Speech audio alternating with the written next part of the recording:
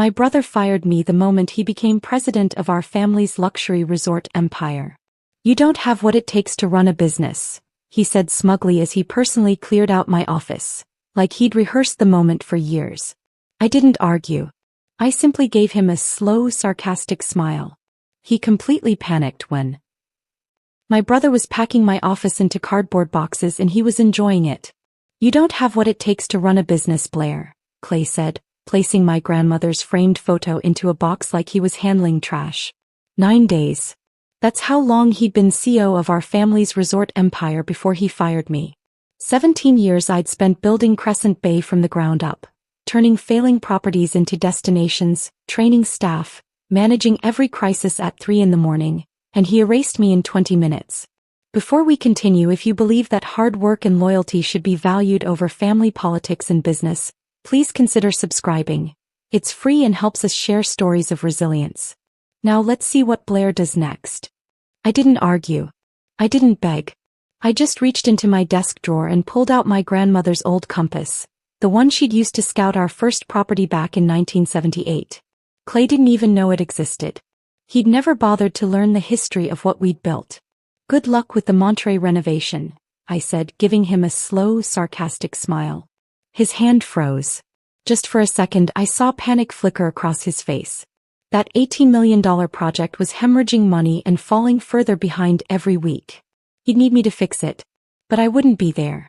We've brought in consultants from Ritz-Carlton, he recovered, his voice dripping with smugness. They've handled properties 3 times that size. I nodded and picked up my box. What Clay didn't know, what he'd been too busy giving keynote speeches and charming investors to notice, was that 4 years ago, I'd bought the land underneath our 3 most profitable properties.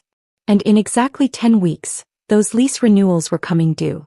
My name is Blair Hartwick. And this is the story of how my brother fired me the moment he became president, and how he completely panicked when he realized what I'd been planning all along. But to understand how we got here, you need to understand what I built. What Clay was so eager to destroy.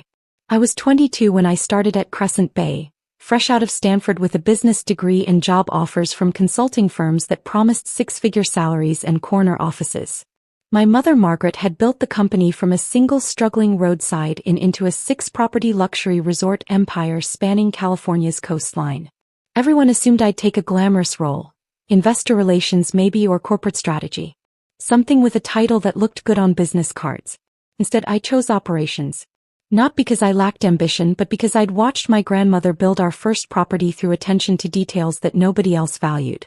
She'd understood something fundamental. Luxury wasn't about marble lobbies and celebrity endorsements. It was about the small, invisible things that made guests feel cared for without knowing why.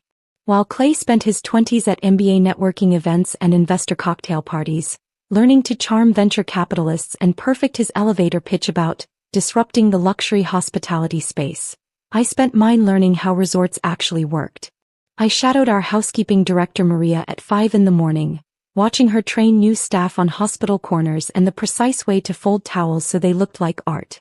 I learned to negotiate with organic produce suppliers in Spanish because our head chef insisted that authentic relationships produced better ingredients than corporate contracts ever could. I troubleshot HVAC failures during Christmas weekend when our Big Sur property lost heating and 200 guests were threatening to check out. I spent 14 straight hours with our maintenance supervisor Tommy, both of us covered in grease and dust, jury-rigging a solution that kept everyone comfortable until the replacement parts arrived. Tommy taught me how to read building systems like a language, how to anticipate failures before they happened, how to maintain equipment so it lasted decades instead of years. These weren't moments that made it into investor presentations or industry magazine profiles.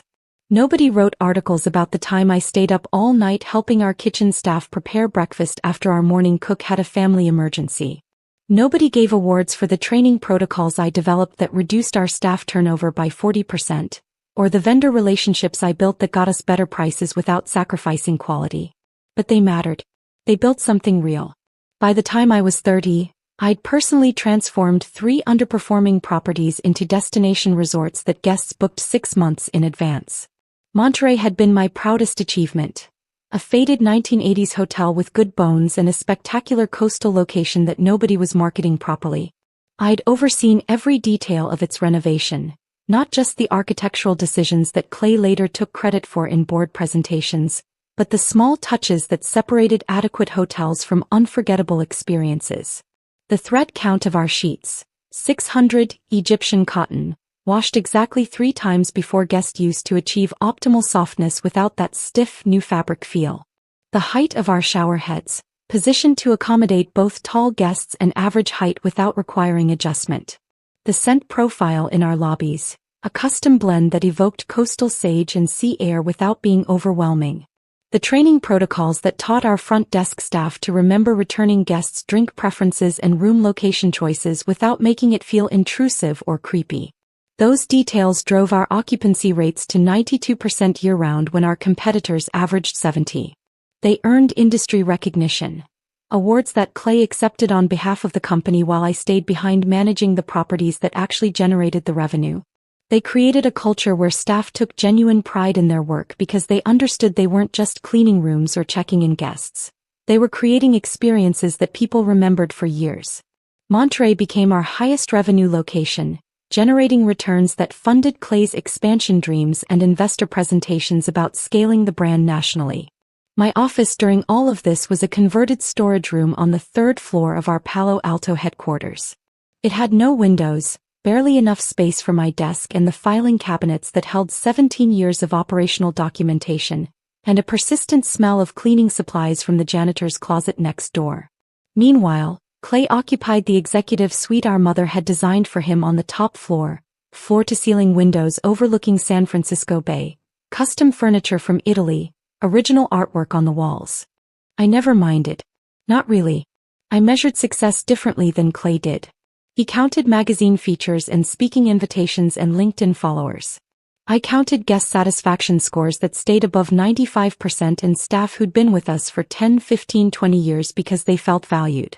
I counted the thank you notes we received from families who'd created memories at our properties, from couples who'd gotten engaged at our Big Sur location, from guests who returned every year because our staff remembered them.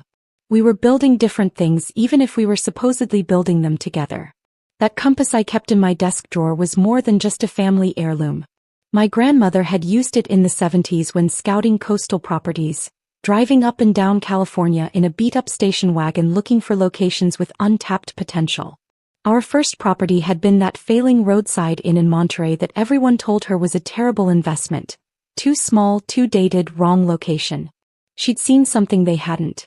She'd understood that foundations matter more than facades, that the unglamorous work of building something solid outlasts the temporary shine of surface appeal.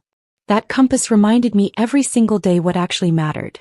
Not Clay's investor pitches or our mother's strategic vision or the industry recognition. The work itself. The people. The guests. The foundation. The family dynamic that shaped all of this was subtle enough that it took me years to recognize the pattern. Our mother Margaret was brilliant. She'd grown Crescent Bay through shrewd acquisitions and an instinct for coastal locations that would appreciate in value. But she was also trapped in some outdated belief system where sons needed to be groomed for leadership while daughters could be brilliant in supporting roles.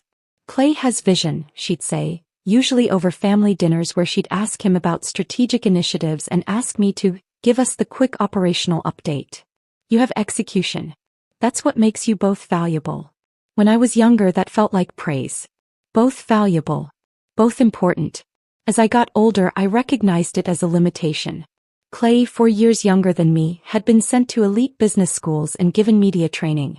He'd been introduced to venture capital circles and taught to speak their language of disruption and scale and market capture.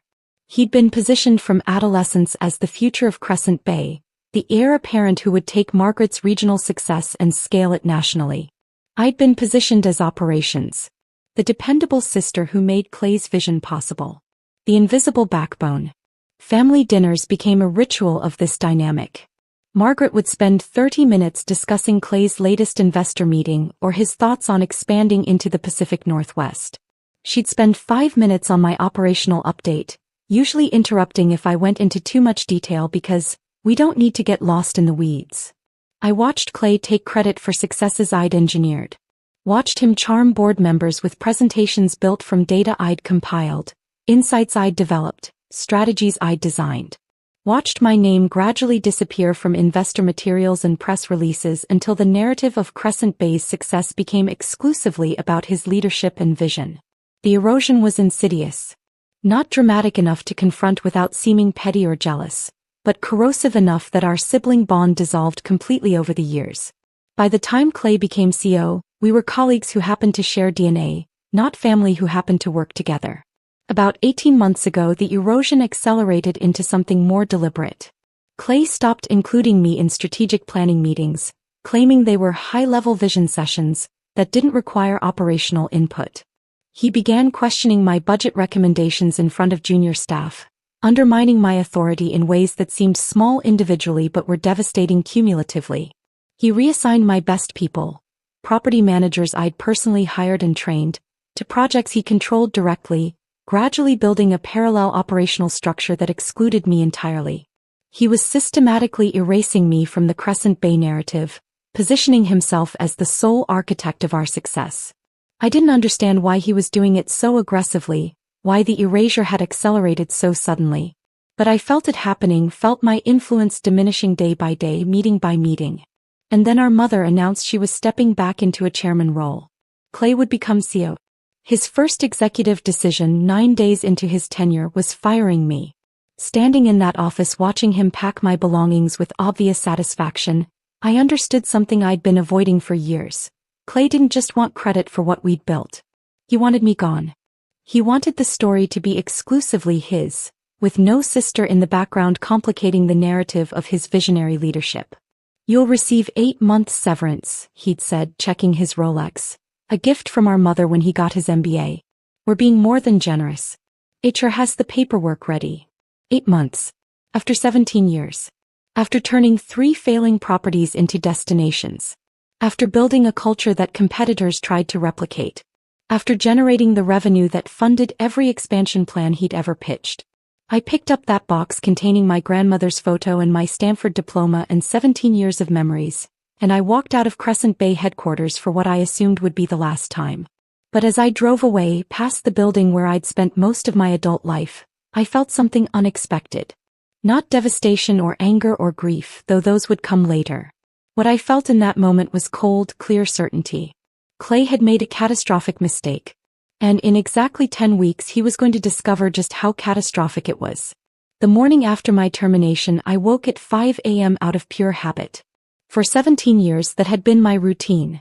Check overnight incident reports from all 6 properties. Address any issues before they escalated to guests. Start the day solving problems. My hand reached for my phone automatically, muscle memory expecting the familiar stream of notifications. Nothing.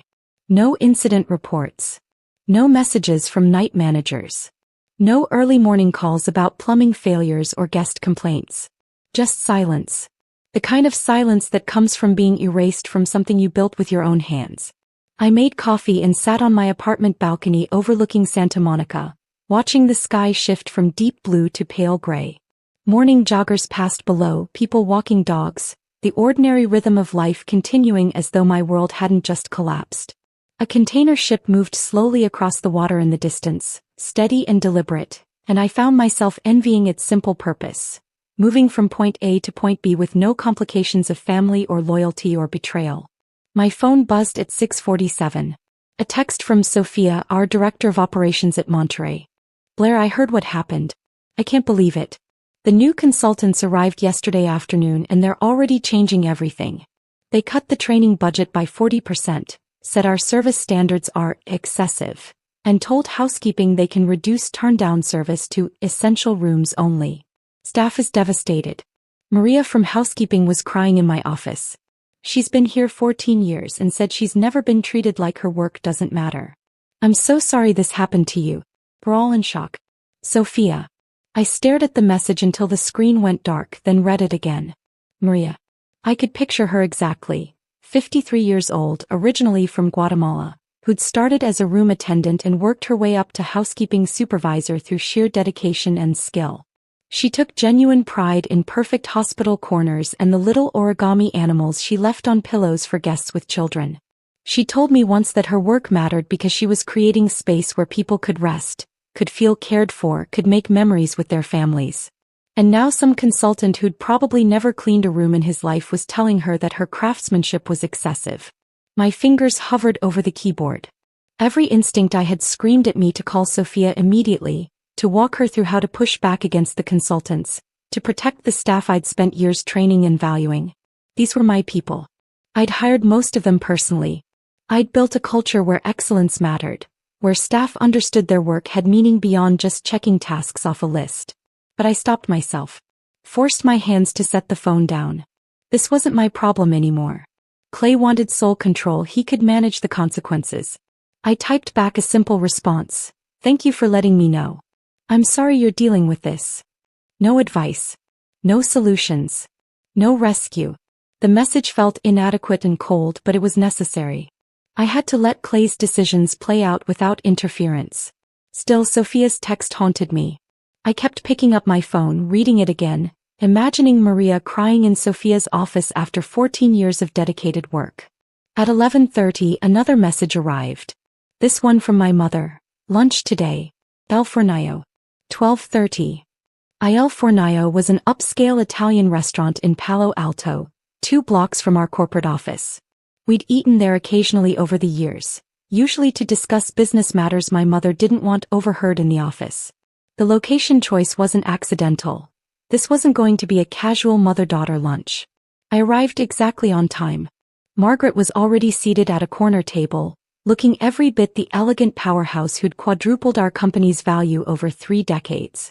Her silver hair was perfectly styled, her suit was Armani, her expression was carefully neutral. She'd probably come straight from the office, from the company where I no longer worked, from meetings I'd no longer attend. He told me after he'd already done it, she said the moment I sat down. No greeting, no how are you holding up, just straight to her defense. I would have handled it differently. But you didn't reverse it, I observed quietly. Not an accusation, just a statement of fact. She sighed, touching her water glass without drinking. Clay believes Crescent Bay needs to evolve. Become more corporate, less family-centric in its management structure. And you agree? I asked, though her silence had already answered. I think, she paused, choosing words with the precision of someone who'd navigated corporate politics for 40 years, that your brother has a vision for expansion that the board finds compelling. New markets, new demographics, a more aggressive growth strategy. Our server arrived with menus neither of us needed. Margaret ordered her usual Caesar salad. I ordered the same, though I had no appetite. Some rituals persisted even when everything else was crumbling. After the server left, Margaret's voice dropped lower. The land leases. Clay doesn't fully understand those arrangements. I set down my water glass with deliberate care. The corporate documents explain everything in detail. You know your brother doesn't read legal paperwork unless someone summarizes it for him. She gave me a look that was equal parts maternal concern and business calculation. The renewals come up soon. 10 weeks, I confirmed, meeting her eyes directly. My attorney has been preparing the new terms. My mother went very still. I watched understanding dawn across her features. Understanding mixed with something that looked almost like pride but also concern, maybe even fear about what came next. What are you planning, Blair? The question hung between us in the elegant restaurant. Other diners oblivious to the family drama unfolding over breadsticks and olive oil. Sunlight streamed through the windows, catching the wine glasses and creating small rainbows on the white tablecloth. Everything looked civilized and pleasant on the surface. I'd imagined this conversation for years, if I'm honest. The moment when my careful planning would become visible. When the overlooked daughter would finally have leverage the golden son couldn't match. I'd expected to feel satisfaction, vindication, maybe even triumph. Instead, I felt something more complicated. Sadness mixed with resolve. Love for my mother mixed with cold clarity that family loyalty had only ever gone one direction. Market rate leases, I said finally, my voice steady. Nothing more, nothing less. She nodded slowly, absorbing the implications. That will significantly impact our operating margins. Especially with the Monterey renovation overruns. Yes, I met her gaze without flinching. It will. We ate lunch in weighted silence. The kind that exists between people who understand exactly what's being left unsaid. Margaret had built Crescent Bay from almost nothing. She knew numbers, knew business, Knew exactly what market rate leases would do to profitability on 3 flagship properties. She knew I was taking away the financial advantage I'd been giving the company for 4 years. She knew this would hurt. But she wasn't asking me to reconsider. She wasn't apologizing for not reversing Clay's decision. She wasn't acknowledging that maybe, just maybe, firing your daughter after 17 years of loyal service wasn't the visionary leadership the board should be celebrating. As we finished eating, she reached across the table and took my hand. A rare gesture of physical affection from a woman who'd built an empire by being tough more often than tender. Your brother sees business as a competition to win, she said softly. You've always seen it as something to build and protect. Don't lose that part of yourself whatever happens next. I wanted to ask what she thought was going to happen.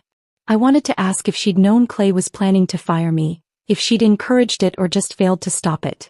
I wanted to ask how she could sit there offering me wisdom about not losing myself when she'd just chosen my brother's ambition over my loyalty. But I didn't ask any of those questions. Because I already knew the answers and hearing them spoken aloud wouldn't change anything. I watched her walk back to her car, back to the office, back to Clay and the board and the company we'd built together. Her shoulders were straight, her stride confident, every inch the businesswoman who'd never let sentiment interfere with strategy. And I understood something with absolute clarity. I was truly on my own now. No mother to appeal to, no brother to reason with, no family safety net to catch me. Whatever happened next, I'd be navigating it alone. The realization should have terrified me. Instead, it felt almost liberating. That afternoon, instead of wallowing in self-pity or sending out job applications, I made a single phone call. To Rebecca Lansing, an old colleague who'd left Crescent Bay 5 years ago to start her own boutique hospitality consulting firm. I heard, Rebecca said the moment she answered, not bothering with pleasantries. The industry is already talking. Clay's making moves that don't make sense to people who actually understand operations. I need information, I said directly. Discreetly. What kind of information? The kind that explains why my brother was so eager to get rid of me right now, specifically. There was a pause on the other end of the line. Then, you think this isn't just about ego? You think he needed you gone for a specific reason? Exactly. Give me a few days, Rebecca said. If Clay's up to something, I'll find it. After we hung up, I stood at my apartment window watching the Pacific. The water was dark gray today, choppy with white caps, restless. A storm was coming in from the north, the weather forecast said. Heavy rain by evening. I thought about my grandmother's compass, now sitting in a box of belongings from my office. She'd used that compass to navigate California's coast looking for opportunities nobody else saw. She'd built something from nothing through determination and vision and the willingness to take risks when everyone said she was crazy. I was her granddaughter. I'd inherited more than just her compass. 3 days later, Rebecca called back. And what she told me made everything suddenly terribly clear. You need to sit down for this, Rebecca said when she called back 3 days later. I was already sitting, but I understood what she meant. Her tone carried the weight of information that would change everything. I pulled my laptop closer, ready to take notes, and waited. Blair, your brother has been building a competing resort company for the past 2 years. It's called Summit Coastal Collection. The words didn't make sense at first. I heard them, but my brain couldn't process the meaning. Competing company? While running Crescent Bay. What do you mean, competing? I asked slowly. I mean he's filed LLC paperwork under shell companies. Used his wife's maiden name and various business partners' names to keep it hidden.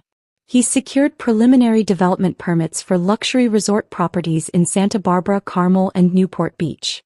My stomach dropped. Those were the exact markets where Crescent Bay had approved expansion plans. I'd been in the confidential board meetings where we'd discussed those locations, analyzed the demographics, evaluated the competitive landscape. Clay had been in those same meetings, taking notes, asking questions, stealing our strategy. There's more, Rebecca continued, and I could hear her flipping through papers. I managed to get a copy of his pitch deck through an investor contact. Blair, it's 47 pages of detailed business plans. And it explicitly describes, I'm reading this directly, leveraging 17 years of operational expertise and established client relationships developed at Crescent Bay Resort Group to capture market share in underserved luxury coastal markets. 17 years. My 17 years. He's using our operational data, Rebecca said. Guest demographic analysis, service protocols, training methodologies. Everything you developed. He's presenting Crescent Bay's weaknesses, things only an insider would know, as market opportunities his new brand will exploit. I stood up and walked to my balcony, needing air. The Pacific stretched out before me, indifferent to human betrayal, constant and unchanging. A family of 4 was setting up on the beach below, the parents spreading out towels while their kids ran toward the water. Normal people living normal lives without brothers who committed corporate espionage. How long have you known about this? I asked, my voice surprisingly steady. I started getting fragments about 3 days ago. But I wanted to confirm everything before calling you. There's more. He's been recruiting Crescent Bay staff. What? At least 8 key employees have signed preliminary agreements with Summit Coastal. They're being offered equity positions contingent on leaving Crescent Bay within the next 6 months and bringing their client relationships with them. Some of them are your people, managers you personally hired and trained. I thought about Sophia's text about the consultants cutting training budgets and telling housekeeping their standards were excessive. I thought about Maria crying in Sophia's office. Now it made horrifying sense. Clay wasn't just cutting costs. He was deliberately degrading the properties, making them less valuable, while simultaneously building a competing brand that would poach our best staff and our operational expertise. He needed you gone, Rebecca said quietly. You're the only person at Crescent Bay who actually understands operations well enough to notice what he was doing. You'd have spotted the staff recruitment, questioned the strategic decisions that didn't make sense, reviewed the permits and licensing. He couldn't build Summit Coastal with you watching. I closed my eyes, feeling the last piece of sibling affection dissolve completely. This wasn't about Clay thinking he could run the company better without me. This wasn't about ego or ambition or even family dysfunction. This was calculated theft. He'd spent 2 years planning to steal everything I'd built, rebrand it as his own achievement, and destroy our family's company in the process. Thank you, Rebecca, I said. Can you send me everything you found? Already in your email. Blair, I'm sorry. I know he's your brother. He was my brother, I corrected. Now he's just someone who made a very big mistake. After we hung up, I spent 2 hours reading through every document Rebecca had sent. The LLC filings. The development permits. The pitch deck with its glossy photos and stolen data. The staff recruitment contracts with their knowledge transfer requirements. Each page made me angrier and strangely calmer. Because now I understood exactly what I was dealing with. I was about to send the files to my attorney when my phone rang again. Unknown San Francisco number. Ms. Hartwick? This is Marcus Webb. I'm on the Crescent Bay board. I knew who Marcus was. One of Clay's business school friends, someone I'd assumed was completely in my brother's pocket. I need you to know something, he said without pleasantries. And I need you to know I'm calling against Clay's interests, which should tell you something about how serious this is. I'm listening. I joined your family's board because I respected your mother's vision and your operational track record. Clay told us you were leaving voluntarily. He said you were burned out, that you wanted to pursue independent consulting, that it was an amicable transition. We thought we were supporting a graceful exit. That's not what happened, I said flatly. I'm realizing that now. I've seen your lease renewal terms. Market rate instead of the preferential rates you'd been giving the company. That got me asking questions about why you'd make that change. And then I heard rumors about something called Summit Coastal Collection. They're not rumors, I said. I have documentation. There was a long pause. Clay lied to us, Marcus said, and he sounded genuinely angry. He lied about your departure, and now I understand why. There's a board meeting scheduled for tomorrow afternoon. He's going to propose that Crescent Bay sell the Monterey, Big Sur, and Laguna Beach properties. My hand tightened on the phone. On what grounds? He'll argue that your new lease terms make them financially unviable. That we should sell quickly to minimize losses before the market realizes they're struggling. He's already got a valuation firm preparing analysis that will show the properties are worth less than they actually are. The final piece clicked into place with devastating clarity. Clay wanted Crescent Bay to sell the properties at distressed prices. Then Summit Coastal, probably through straw buyers or friendly investors, would acquire them. He'd operate the resorts I'd built while paying me rent for the land, all while destroying the family business our grandmother founded. It was brilliant and sociopathic in equal measure. Why are you telling me this? I asked Marcus. Because I don't like being lied to. And because what Clay's doing isn't just unethical, it's potentially illegal. He's using his position as CEO to advantage a competing business he secretly owns. That's a breach of fiduciary duty at minimum, possibly corporate espionage depending on what proprietary information he's used. Thank you for calling, I said. I appreciate your integrity. What are you going to do? I'm not sure yet, I lied. I knew exactly what I was going to do. After Marcus hung up, I sat very still thinking through options. I could attend the board meeting tomorrow, present the evidence of Summit Coastal, expose Clay's betrayal publicly. That would feel satisfying. It would also give him time to prepare a defense, to spin the narrative, to potentially destroy evidence. Or I could do something different. Something strategic. I pulled up my contacts and found a name I hadn't called in 3 years. Catherine Winters, CEO of Pacific Luxury Group. We'd met at a hospitality industry conference, and she tried to recruit me for a senior operations role. I'd declined out of family loyalty, the same loyalty that had gotten me fired and betrayed. Her assistant answered, and I was surprised when Catherine came on the line personally within 2 minutes. Blair Hartwick, she said warmly. I heard about what happened at Crescent Bay. The industry is buzzing. News travels fast, I said. In hospitality it always does. Especially when someone with your reputation gets pushed out by someone with significantly less operational expertise. What can I do for you? I appreciated that she didn't pretend not to know the details or offer false sympathy. I need a meeting. Today if possible. And I need it to stay completely confidential. I have an opening at 3. My office in San Francisco. I'll be there. Catherine's office was everything Clay's had been and mine never was. Floor-to-ceiling windows overlooking the Bay Bridge, custom furniture, original artwork. The kind of space designed to impress and intimidate. But Catherine herself was surprisingly approachable, mid-50s with sharp eyes and a directness I immediately appreciated. So, she said once we were seated with coffee, I heard Crescent Bay might be selling some properties. 3 properties, I confirmed. They're most profitable ones. There's a board meeting tomorrow where my brother will propose the sales. And you own the land beneath those properties, Catherine said. It wasn't a question. You've done your homework. I always do. So what are you proposing, Blair? I slid the portfolio across her desk. Everything I'd spent the past 3 hours preparing. Financial data, operational metrics, guest satisfaction scores, staff retention statistics, market analysis. And my proposal.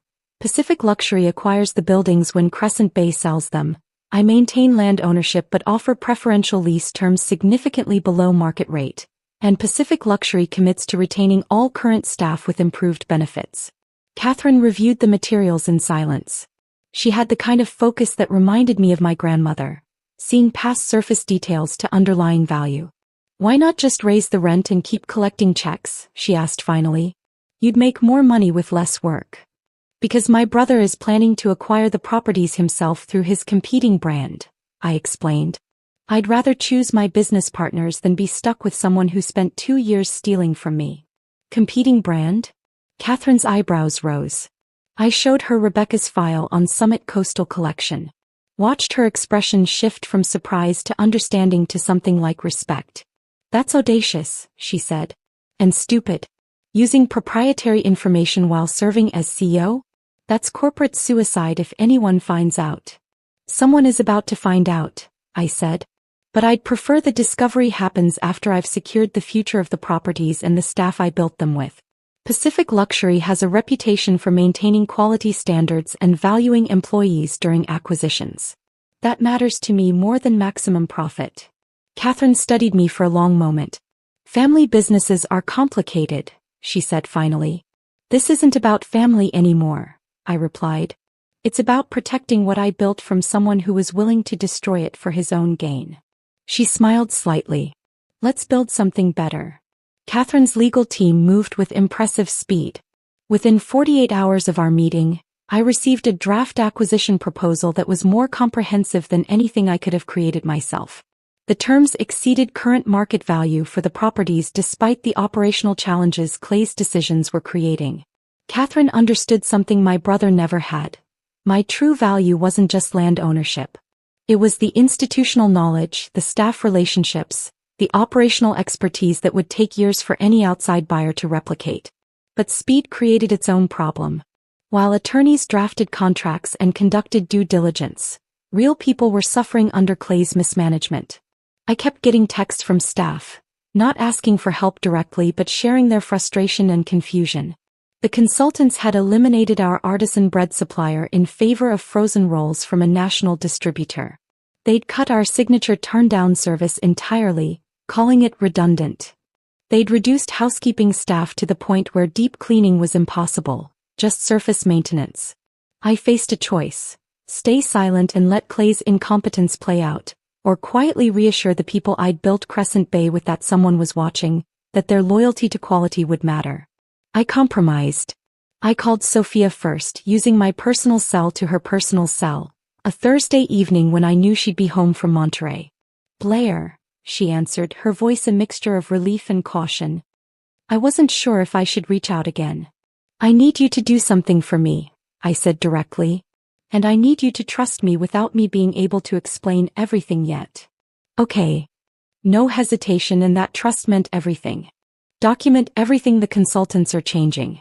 Every cut to service standards, every policy that contradicts what we built, every guest complaint that results from their decisions.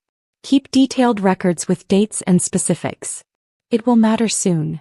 There was a pause. "Blair, are you?" "I can't say more right now. But Sophia, your job is safe. More than safe. Trust me for a few more weeks." I could hear her exhale. "I knew you wouldn't just abandon us. I told Maria that. I told everyone." After we hung up, I made similar calls to Tom, our head of operations at Big Sur, and Alicia, the front desk manager at Laguna Beach. 3 more key people who'd been with me for years, who understood what we'd built, who were watching it crumble under Clay's arrogance. I never explicitly mentioned Pacific Luxury or the acquisition strategy, but I made sure they knew someone was watching, someone cared, someone would act. These conversations violated the clean separation Clay had imposed. But I didn't care. These people had built something meaningful alongside me, and I wouldn't abandon them while corporate chess games played out. 3 weeks after my termination, California Coastal Properties, a respected industry trade publication, ran a piece that changed everything. I was having coffee on my balcony when Sophia forwarded me the link with a single word: "Wow." The headline read, "Crescent Bay Resort Group faces operational challenges amid leadership transition." I read through it carefully.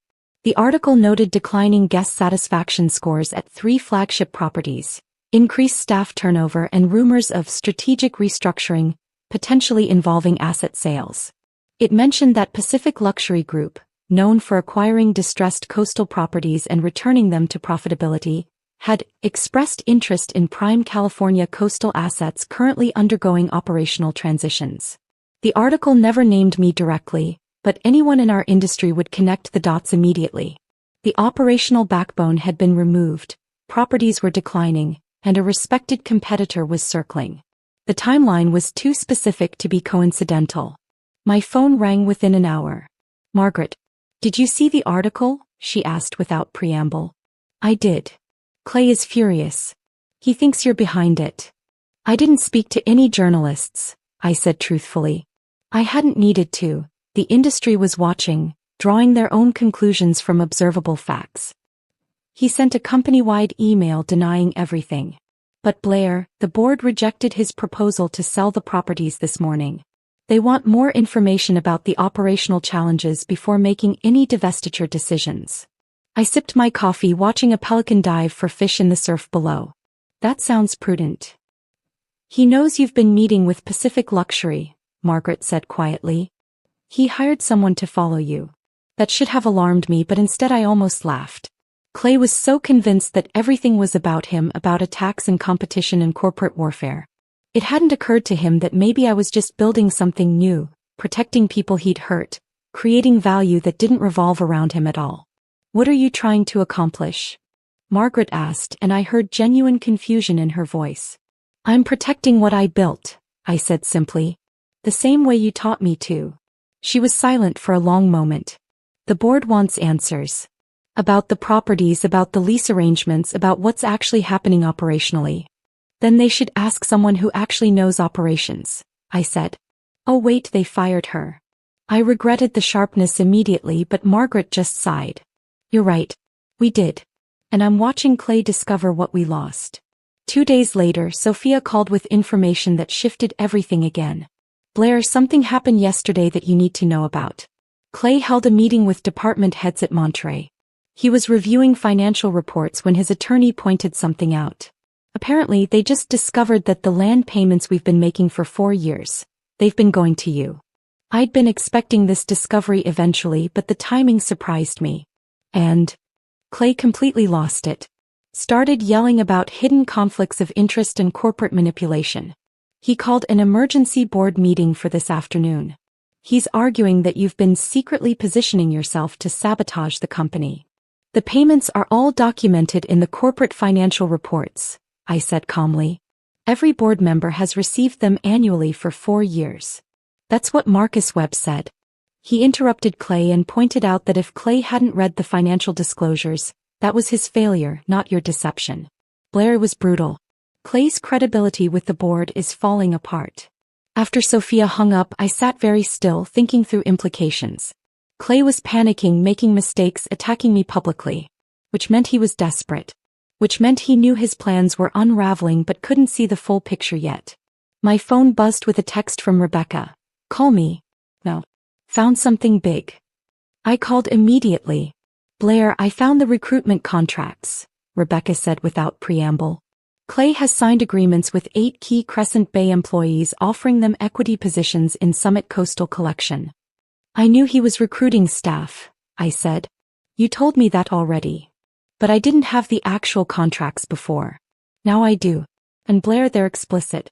The employment offers are contingent on the employees leaving Crescent Bay within 6 months and bringing their client relationships with them.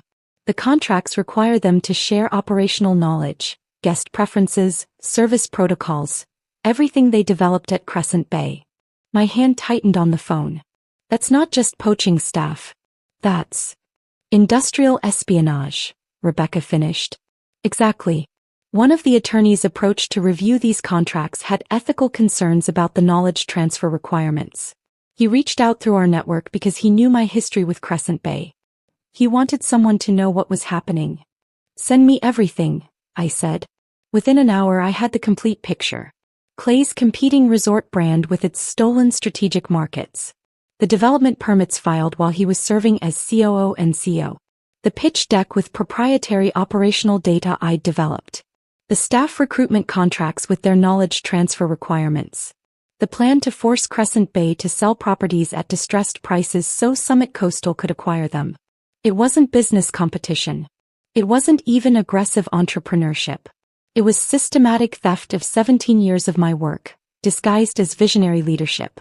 I forwarded everything to Marcus Webb with a simple message. I think the board should see what they're actually dealing with before making any decisions about property sales. Marcus called back within an hour. His voice was tight with controlled anger. I've reviewed everything you sent. This is worse than I thought. Much worse. Yes, I said simply. We need to have another board meeting. A real one with complete information. And Blair, you need to be there. I looked out at the Pacific thinking about my grandmother's compass, about foundations and facades, about the difference between what looked impressive and what actually mattered. I'll be there, I said. But I'm not coming to defend myself. I'm coming to present facts. What the board does with those facts is their decision. Fair enough, Marcus said. Meeting is scheduled for next Tuesday. 2 o'clock. After we hung up, I felt something unexpected settle in my chest. Not satisfaction or vindication, but clarity. For 17 years I'd built something real while Clay built a reputation. Now we'd both be measured by what we'd actually created versus what we'd claimed. And I was no longer afraid of that comparison. The weekend before the board meeting, I did something I hadn't done in years. I turned off my phone and went for a long drive up the coast. I needed to think without interruption, to prepare mentally for what was coming, to make peace with the fact that I was about to destroy my brother's career. I drove north past Malibu, past Ventura, all the way to the property in Big Sur. I didn't go inside, I just sat in my car in the overlook parking area, watching the Pacific crash against the rocks below. This was one of the properties I'd transformed, one of the places where I'd spent countless hours working with staff perfecting details, building something that mattered. Clay wanted to steal it, rebrand it, claim it as his own creation. I thought about my grandmother, about that compass she'd used to scout locations. About how she'd built something from nothing through grit and integrity. About how she'd never taken shortcuts or stolen credit or betrayed people who trusted her. I pulled out my phone and turned it back on. 17 missed calls, most from numbers I didn't recognize. But one was from my mother, time-stamped at 11:47 p.m. the night before. There was a voicemail. I almost deleted it without listening. But something in the timestamp, nearly midnight on a Saturday, made me press play. Blair. My mother's voice was shaking in a way I'd never heard. I didn't know. I swear I didn't know about Summit Coastal. Marcus sent the complete file to all board members yesterday. I've spent the evening reading through everything and her voice broke. Call me. Please. I sat there for a long moment watching seabirds circle over the water. Then I called her back. She answered on the first ring. Blair. I got your message.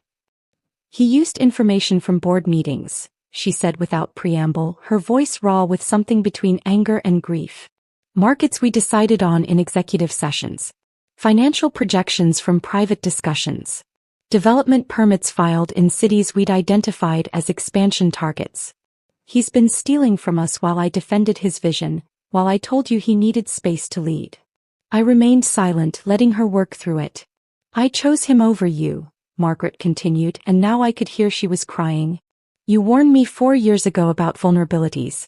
You protected us by buying that land. You've been saving this company while he's been planning to destroy it. And I defended him when he fired you. I told you he had vision, that you should trust his leadership. The silence between us stretched, carrying decades of family dynamics I'd never fully articulated. Me being the dependable one while Clay was the favored one. Execution being valued less than vision. Daughters being asked to support their brother's ambitions rather than build their own. Mom, I said finally, my voice gentle but firm. You taught me to protect myself. You warned me about Clay 4 years ago. Told me he saw businesses as trophies to win. Told me to safeguard my own future. On some level you knew this could happen. You just hoped it wouldn't. Her silence confirmed what we both understood. She'd seen Clay's selfishness, his willingness to take credit for others' work, his view of business as something to conquer rather than build. She'd warned me to protect myself precisely because she'd feared this moment. But when it came, she'd still chosen to believe in his vision over my loyalty. What happens now? She asked quietly. That depends, I replied, on whether the board wants to protect Crescent Bay or protect Clay. They can't be the same thing anymore, can they? No, I said. They can't. We talked for another hour, the longest real conversation we'd had in years. Margaret told me about finding the staff recruitment contracts, about realizing Clay had been planning this betrayal for 2 years while sitting in family dinners, while accepting her guidance, while letting her believe they were building something together. She told me she felt like she didn't know her own son, and I didn't have the heart to tell her that maybe she'd never really known him at all. When we finally hung up, I sat in my car watching the sunset paint the Pacific in shades of orange and gold. Then I drove back to Santa Monica and spent the rest of the weekend preparing for Tuesday's meeting. Catherine's team had been working around the clock. The acquisition proposal they drafted was comprehensive.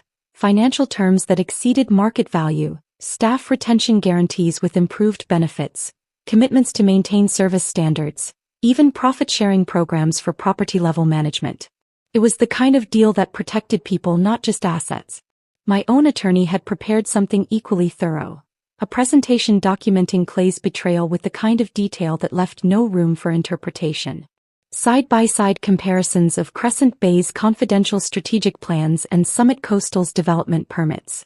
Excerpts from Clay's pitch deck showing proprietary operational data. The staff recruitment contracts with their knowledge transfer requirements.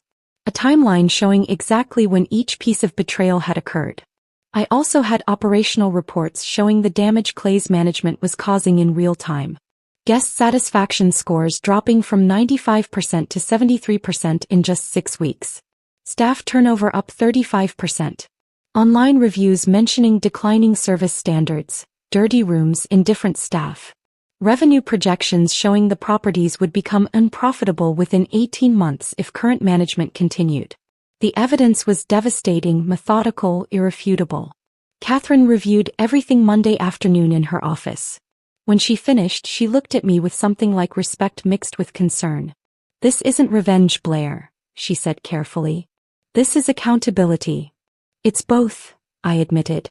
"I'm protecting people and principles I care about. But I'm also making sure Clay faces consequences for what he's done." "He's your brother." "He was my brother," I corrected. "Now he's just someone who made a catastrophic mistake and is about to discover the cost." That night I stood on my balcony one last time before the meeting, thinking about everything that had brought me here. I thought about my grandmother founding our first property with nothing but determination and a compass. About my mother building an empire through shrewd decisions. About 17 years of my life poured into creating something excellent. About Clay systematically trying to steal it all. And I thought about the staff, Maria and Sophia and Tom and Alicia and all the others who'd built Crescent Bay alongside me, who were watching standards crumble, who deserved better than a CEO who saw them as expendable. This wasn't just about me anymore. It never had been. Tuesday morning arrived clear and cold. I dressed carefully, not the operational casual I'd worn for 17 years, but a suit that meant business. Professional, polished, ready. Walking into the Crescent Bay boardroom felt surreal. I hadn't been in this space since Clay fired me 6 weeks ago. The room looked exactly the same, the long mahogany table, the leather chairs, the windows overlooking Palo Alto, but everything felt different. Clay sat at the head of the table where our mother used to sit, his face already tight with defensive anger. He'd clearly prepared for battle. Margaret sat to his right, looking older and smaller than I'd ever seen her. The other board members filled the remaining seats, their expressions carefully neutral. I took a seat at the opposite end, placed my portfolio in front of me and waited. Clay opened immediately, his voice sharp. "Let's be clear about what's happening here. My sister is attempting corporate manipulation through backdoor dealing, leveraging land ownership she acquired under questionable circumstances to sabotage this company's leadership and my authority as CEO." "Incorrect," I replied calmly, meeting his eyes directly. "I'm exercising my rights as a property owner. And I'm providing this board with information they need to make informed decisions about Crescent Bay's future." I slid folders to each board member with deliberate care. These documents show that while serving as COO and then CEO of Crescent Bay, Clay has been secretly developing Summit Coastal Collection, a competing luxury resort brand targeting markets we identified in confidential strategic sessions, using operational data and service protocols developed at Crescent Bay, and recruiting our best staff with equity offers contingent on them transferring proprietary knowledge to his competing business. The room went absolutely silent. Board members opened their folders, and I watched their expressions shift from curiosity to shock to anger as they processed what they were seeing. Marcus Webb spoke first, his voice controlled but tight. "Clay, these development permits are dated while you were serving as COO. They're filed in Santa Barbara, Carmel, and Newport Beach, the exact markets we discussed and approved in executive session strategic planning. Markets where we allocated budget for feasibility studies. How do you explain having permits for competing properties in those locations?" Clay's face flushed. "Business people explore multiple opportunities. Summit Coastal is completely separate from Crescent Bay. There's no conflict of interest in pursuing my own entrepreneurial ventures outside of my responsibilities here. Even when those ventures explicitly plan to compete with the company you're leading?" I asked quietly. "Even when your pitch deck, which is in the folder in front of you, describes leveraging Crescent Bay's operational knowledge and client relationships. Even when you're recruiting our staff with contracts requiring them to share proprietary information they developed while working for us." "You don't understand business, Blair," Clay snapped, and I heard the same dismissive tone he'd used when firing me. "You never have. This is how industries work. Knowledge isn't owned by one company. Intellectual property actually is owned," Marcus interrupted, his patience clearly exhausted. "And fiduciary duty requires you to prioritize this company's interests while serving as CEO. You've violated both. Systematically and deliberately." Jennifer Park, a board member who'd initially supported Clay's aggressive growth strategy, was reading through the pitch deck with visible anger. Clay, this presentation is dated 3 months ago. You'd already secured $14 million in private equity funding. You'd filed development permits in 3 cities. This isn't exploring opportunities. This is an operational competing business you were building while drawing your CEO's salary from Crescent Bay and using our confidential strategic information. Another board member held up the recruitment contracts. These employment offers are contingent on staff bringing client relationships and operational knowledge from Crescent Bay. That's not networking. That's industrial espionage. Clay tried one last defense, his voice rising. She's manipulating all of you. She bought that land specifically to create this leverage to position herself to attack me. 4 years ago, Marcus cut him off. Blair bought that land 4 years ago to protect Crescent Bay from external threats. You fired her 6 weeks ago after systematically excluding her from decisions for 18 months. Her defensive preparation isn't the problem here, Clay. Your betrayal is. I watched my brother's confidence crumble in real time, watched him realize that no amount of charm or spin could overcome documented evidence. His explanations became desperate, contradictory, increasingly panicked. The board voted unanimously to accept Pacific Luxury's acquisition proposal. 1 abstention. Margaret, who sat motionless, staring at her son with an expression I couldn't read. They also voted to request Clay's immediate resignation and initiate a formal investigation into Summit Coastal's use of Crescent Bay's proprietary information. Clay stood abruptly, his chair scraping against the floor. You're all making a mistake. I built this company. No, I said quietly, standing to face him across the table. Grandmother built this company. Mom grew it. I ran it. You took credit for it. There's a difference, Clay. You just couldn't see it until it was too late. He stared at me for a long moment and I saw something flicker across his face. Shock that I'd fought back, rage that I'd won, maybe even the first hint of understanding about what he'd actually done. Then he stormed out, slamming the door hard enough to rattle the glass walls. In the silence that followed, I felt not triumph but something more complicated. Exhaustion mixed with grief, relief mixed with sadness. I just destroyed my brother's career to save everything else. It was necessary. It was painful. And nothing would ever be the same. After the board meeting, I sat in my car in the Crescent Bay parking lot for 20 minutes, unable to move. My hands were shaking, my heart was racing, and I felt simultaneously exhausted and wired. I just destroyed my brother's career. It had been necessary, justified, backed by irrefutable evidence. But that didn't make it feel any less like I'd detonated a bomb in the center of my family. Marcus Webb found me there.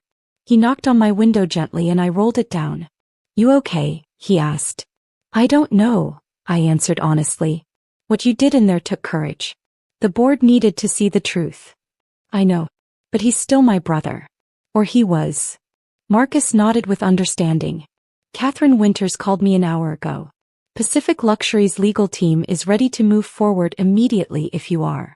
The transition can start within the week.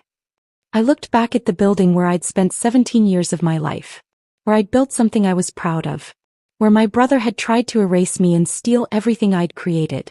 Let's start Monday, I said. The next 2 weeks were a blur of legal documents, operational assessments and staff meetings. Catherine officially brought me on as Director of Coastal Operations for Pacific Luxury, giving me authority to oversee the acquisition transition for all 3 properties. The title felt strange at first. For 17 years I'd never had a title that reflected what I actually did. I'd just been operations, invisible and essential in equal measure. Now I had real authority, real resources, real support. But my first priority wasn't paperwork or financial analysis. It was people. I drove to Monterey on a Thursday morning, arriving before the breakfast service ended.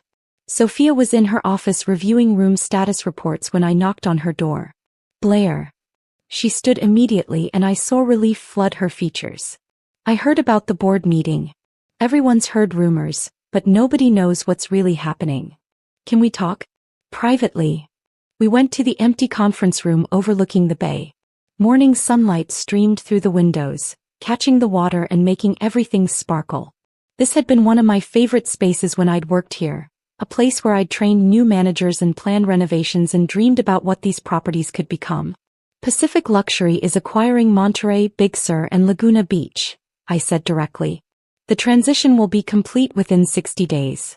And Sophia, I need you to know, your job is not just safe. It's valued. Pacific Luxury is committed to restoring the service standards we built, with better resources and support than we ever had at Crescent Bay. Sophia's eyes filled with tears. I knew you wouldn't abandon us.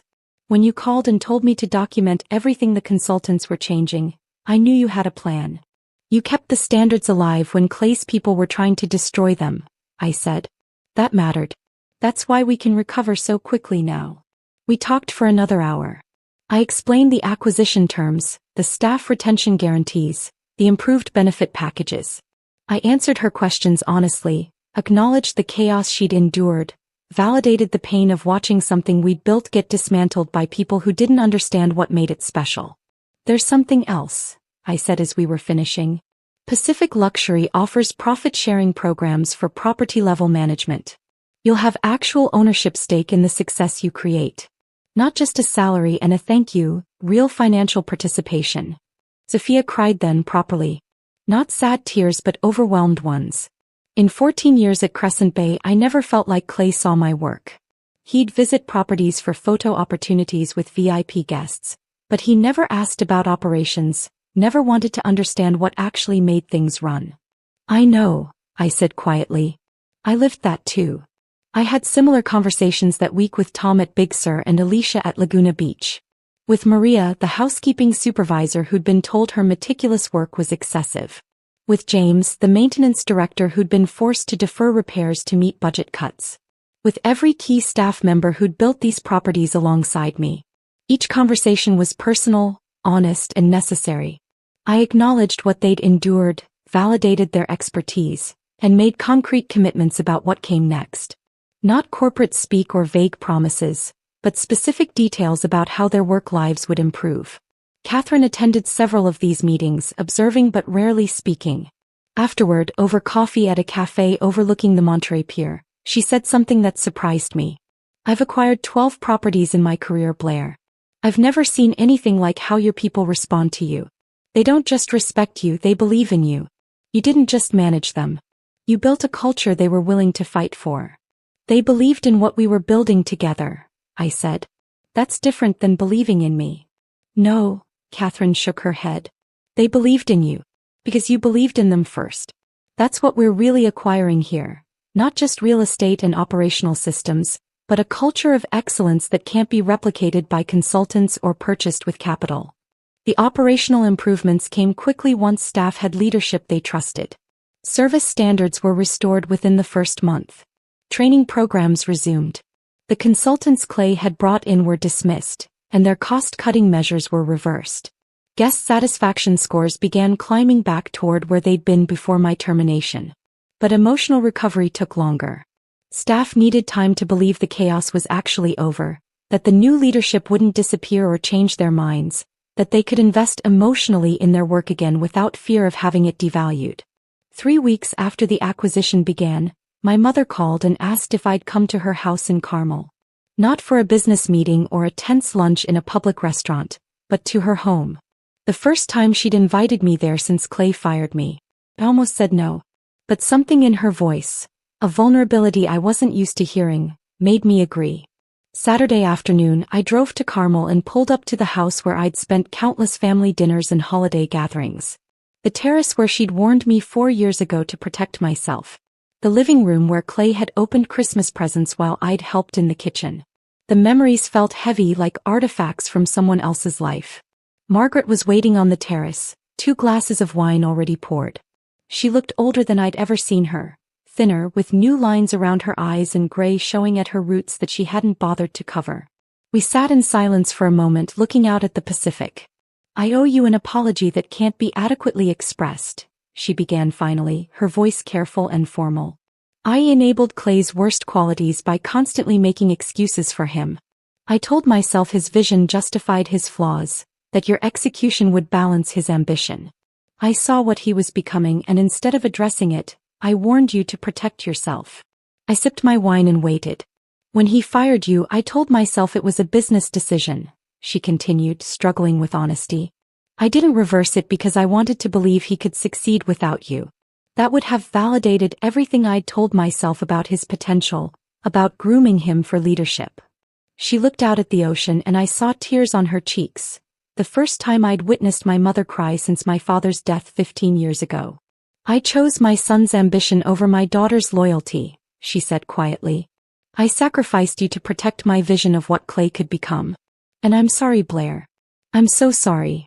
The apology was real and painful and incomplete. Because she was apologizing for the acute betrayal, not reversing Clay's decision, but not for the 17 years of chronic favoritism that had made that betrayal possible. Not for positioning Clay as vision while I was execution. Not for years of family dinners where his strategic initiatives mattered more than my operational updates. Not for grooming him for leadership while teaching me to be indispensable in ways that ultimately made me disposable. Mom, I said carefully, I appreciate the apology. I do. But I need you to understand, this wasn't just about Clay firing me. It was about 17 years of being treated as the infrastructure that made his success possible. Of watching you position him as the future while I was positioned as the foundation. You taught me to be excellent at being undervalued. She nodded slowly, absorbing the truth. You're right. And I don't know how to fix that. You can't fix it, I said. You can only acknowledge it and do better going forward. We talked for 2 more hours, the most honest conversation we'd had in decades. She told me about the guilt of watching Clay's betrayal unfold, about finding the Summit Coastal files and realizing her son had been lying to her face for 2 years. She told me about stepping down from Crescent Bay's board entirely because she couldn't bear watching what remained of the company. I told her about the pain of invisibility, about watching Clay take credit for my work, about the slow erosion of being valued but not recognized, about building something extraordinary and having your own family dismiss you from it. Can we rebuild? She asked as the sun started setting. Maybe, I said honestly. But it has to be real this time. No more favoring one child's ambition over the other's contributions. No more asking me to minimize my hurt to preserve family harmony. Real or nothing. Real, she agreed. We started having dinner once a week after that. Not at restaurants but at her house, just the 2 of us. Slowly, carefully we built something different than what we'd had before. Not the easy relationship of mother and daughter who'd never disappointed each other, but the harder relationship of 2 people who'd hurt each other and were choosing to acknowledge it. 2 months after the board meeting, Rebecca called with news I'd been half expecting. Summit Coastal is dissolving, she said. The investors discovered Clay's pitch deck contained proprietary information from Crescent Bay. They've withdrawn all funding and are threatening legal action. Clay's trying to negotiate settlements to avoid criminal charges. I sat very still, phone pressed to my ear. Where is he now? Moving to Arizona apparently. Taking some position in commercial real estate. Completely different industry. After we hung up, I stood on my balcony and cried. Not for Clay's consequences, he'd earned those through his own choices. But for the brother I'd once had before ambition poisoned him. For the family we might have been if he'd valued loyalty more than trophies. For the sister I'd been who'd believed that working hard and building something excellent would be enough. That version of me was gone. And grieving her felt necessary. 4 months after my termination, I stood on the infinity pool deck at Grandview Coast, the property formerly known as Monterey, watching the sunset paint the Pacific in shades of amber and gold. The renovation we'd started under Clay's mismanagement was finally complete. Executed properly this time with adequate budget and skilled contractors and my direct oversight. The property was beautiful. More than that, it was excellent in ways that mattered. Service standards that guests noticed, staff who took pride in their work, operational systems that functioned seamlessly. Sophia found me there, tablet in hand. Latest guest satisfaction scores just came in. 96%. Highest in the region. I smiled, feeling something I hadn't felt in months. Not vindication or revenge, but genuine pride untangled from family complication. You built something remarkable, Blair, Sophia said. We built it, I corrected. And we're building it again. Better this time. As autumn deepened into winter, I found myself facing the first major holiday season without family traditions. Thanksgiving had always meant my mother's Carmel house, the formal dining room set with her grandmother's china, extended family gathered around the table, Clay holding court while I helped in the kitchen. For 39 years that had been the rhythm of November. This year Margaret invited me to her weekly dinner on Thanksgiving. A quiet meal, just the two of us. I almost accepted out of habit, but then I imagined sitting at that table where so many family decisions had been made without my input, where my contributions had been summarized in quick operational updates, while Clay's vision received hours of discussion. "I'm not ready yet," I told her on the phone. "I need more time." "I understand," she said, though I heard disappointment in her voice. "What will you do?" "Work," I said simply. And I did. I drove to Grandview Coast on Thanksgiving morning and spent the day with staff preparing for what would be our busiest weekend of the year. I checked kitchen prep with our head chef, reviewed room assignments with housekeeping, walked the property looking for anything that didn't meet standards. It wasn't traditional, but it felt honest. These were people who valued my work, who understood what I'd built, who didn't treat my expertise as supporting infrastructure for someone else's vision. Sophia found me on the terrace around sunset, overseeing the setup for evening service. "You're spending Thanksgiving with us," she observed. "You're spending it working too," I pointed out. "Because I love this place. Because it matters." She paused. "That's why you're here too, isn't it? This is your family now." I didn't correct her because she was right in ways I was still processing. December brought the industry conference circuit and with it a different kind of challenge.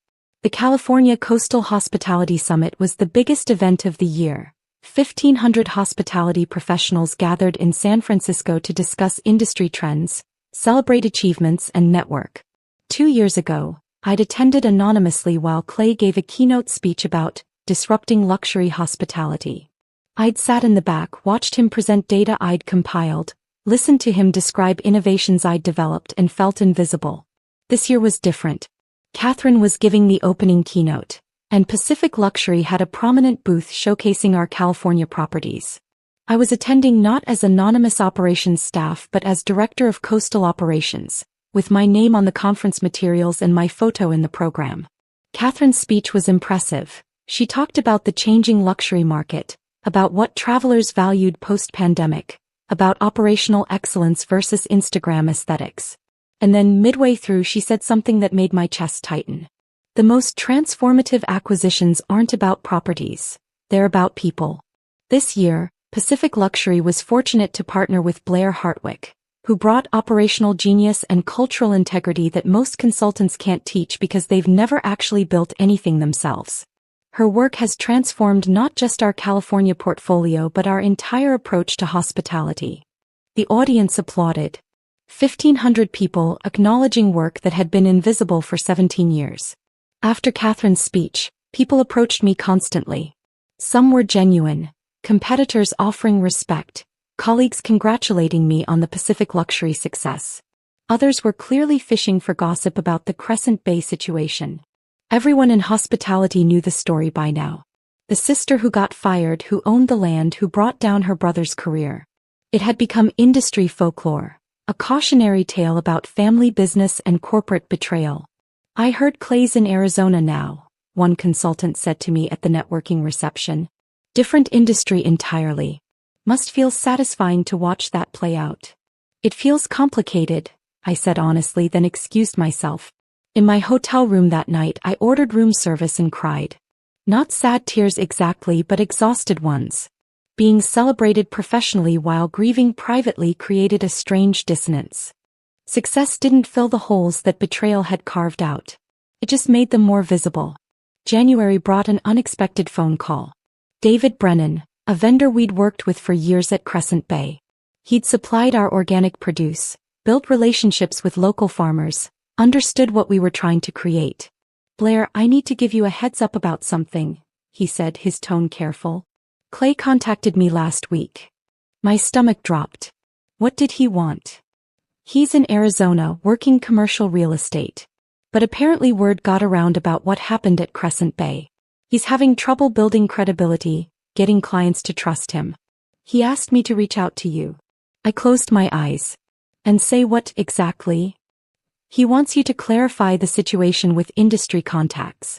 He thinks if you just explain that the conflict was a misunderstanding, that Summit Coastal was a separate venture that got mischaracterized, that his resignation was voluntary, It would help him rebuild his reputation. The audacity was almost impressive. Clay had committed corporate espionage, stolen proprietary information, recruited staff with knowledge transfer agreements, planned to acquire properties after forcing distressed sales, and fired me with rehearsed cruelty. And he wanted me to rehabilitate his reputation. Did he apologize? I asked, though I already knew. No, David said quietly.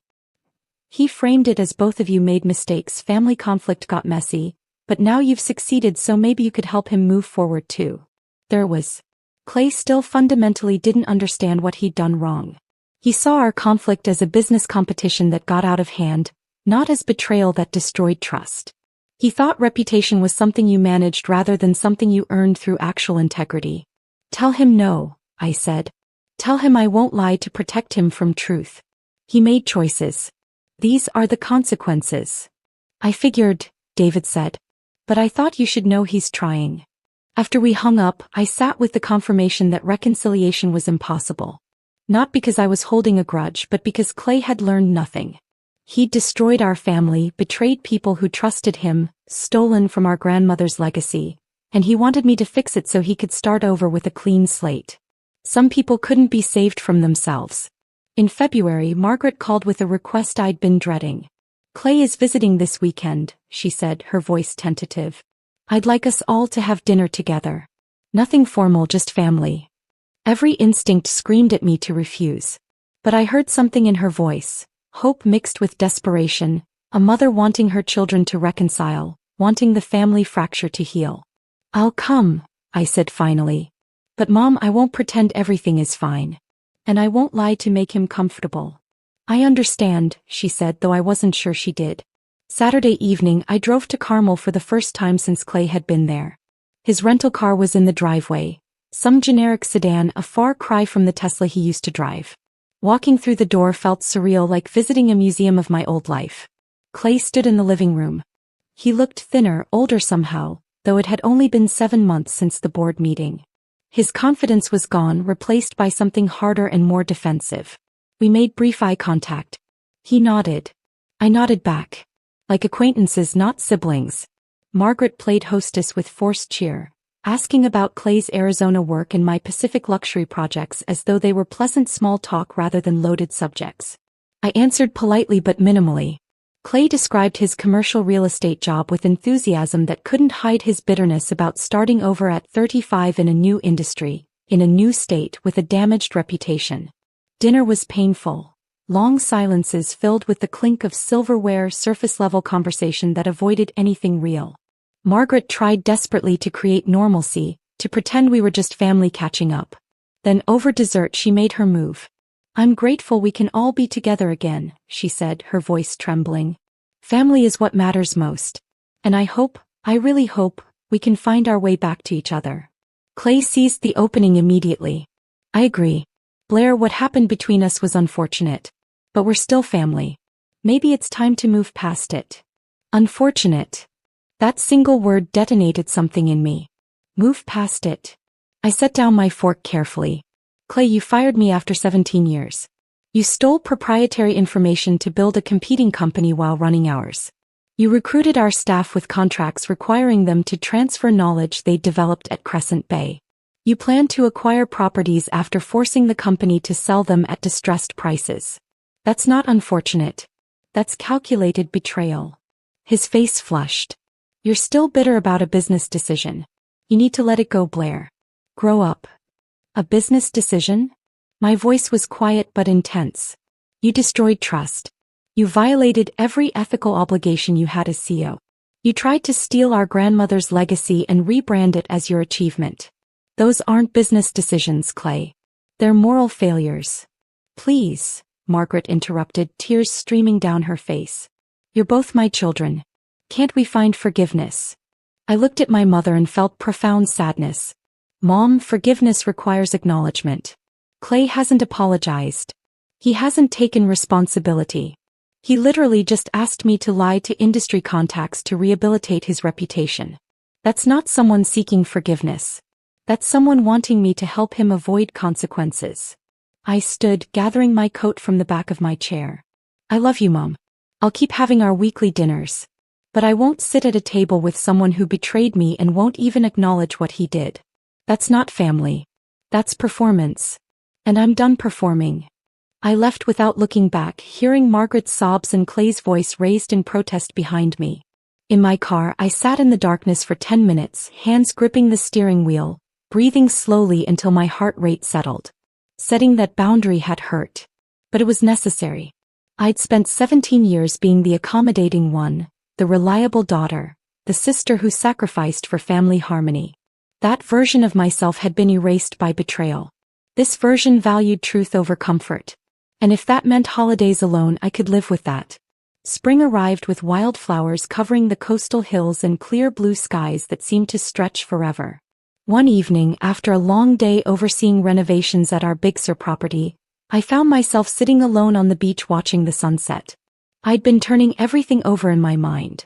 The termination, the betrayal, the board meeting, Clay's resignation, Summit Coastal's collapse. I'd expected revenge to feel satisfying, like finally being proven right, like justice served and wounds healed. But it hadn't felt that way at all. Clay facing consequences hadn't healed the wound. It had just confirmed what I'd lost.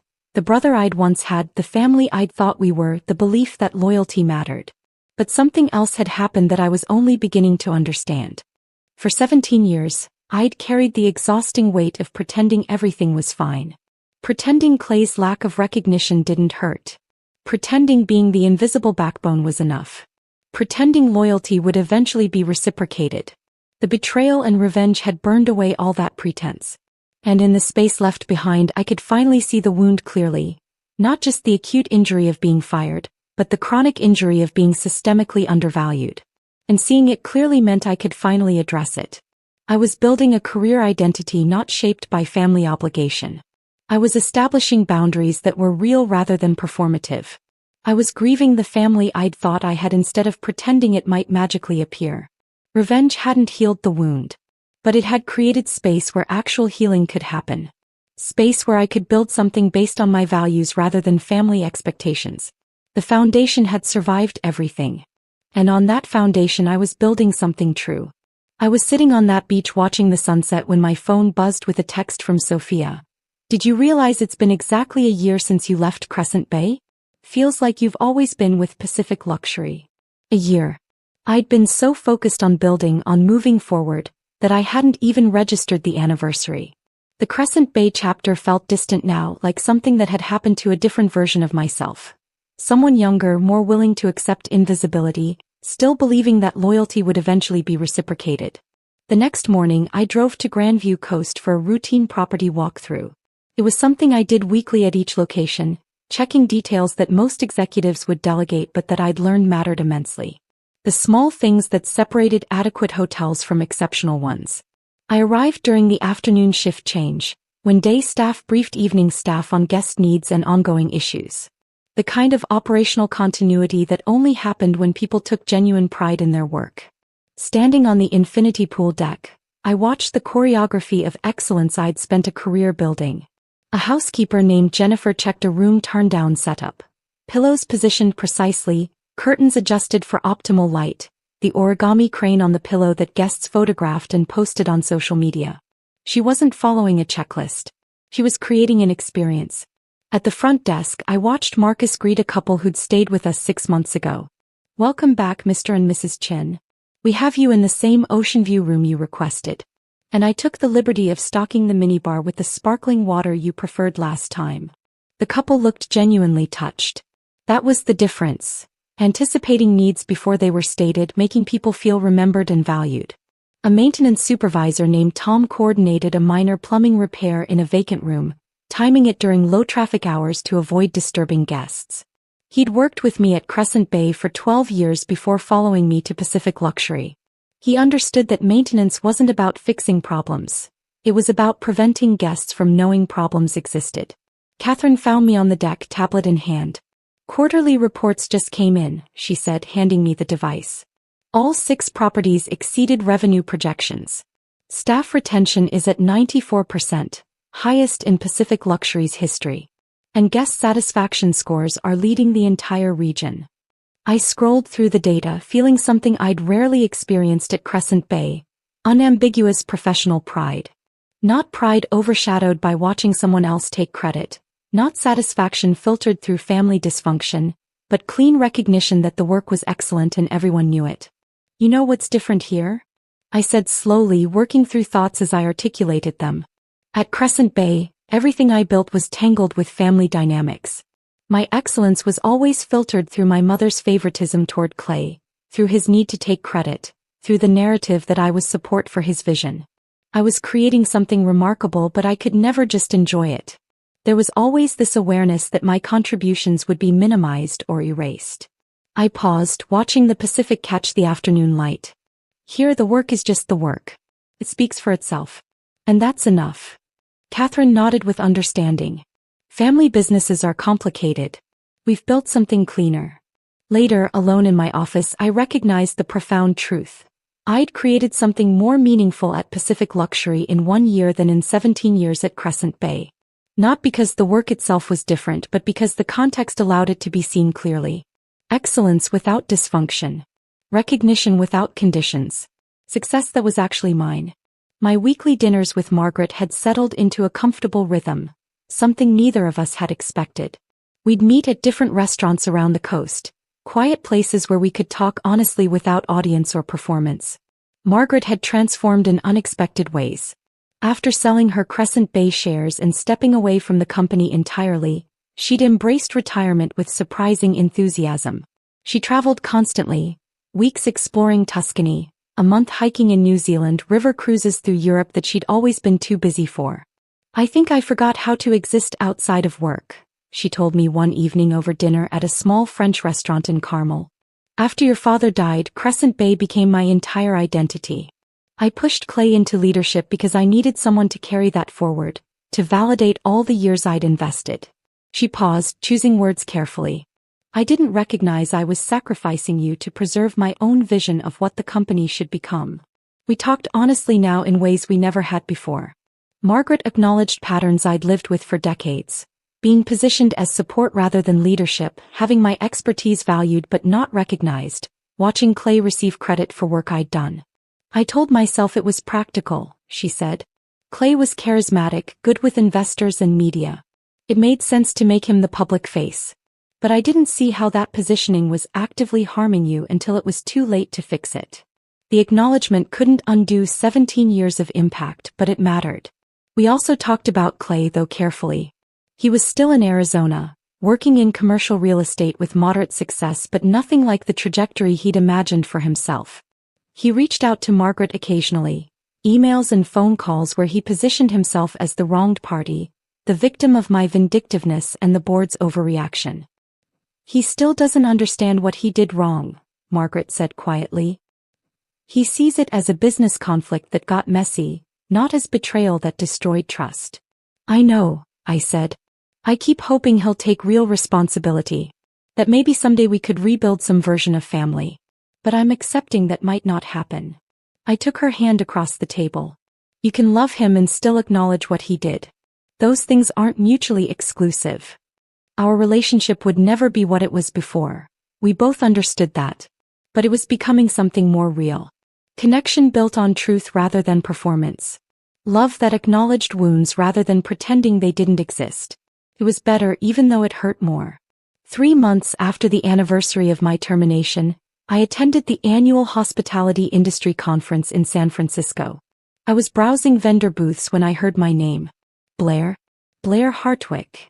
I turned to find James Morrison, a former Crescent Bay operations manager I'd hired and trained a decade ago.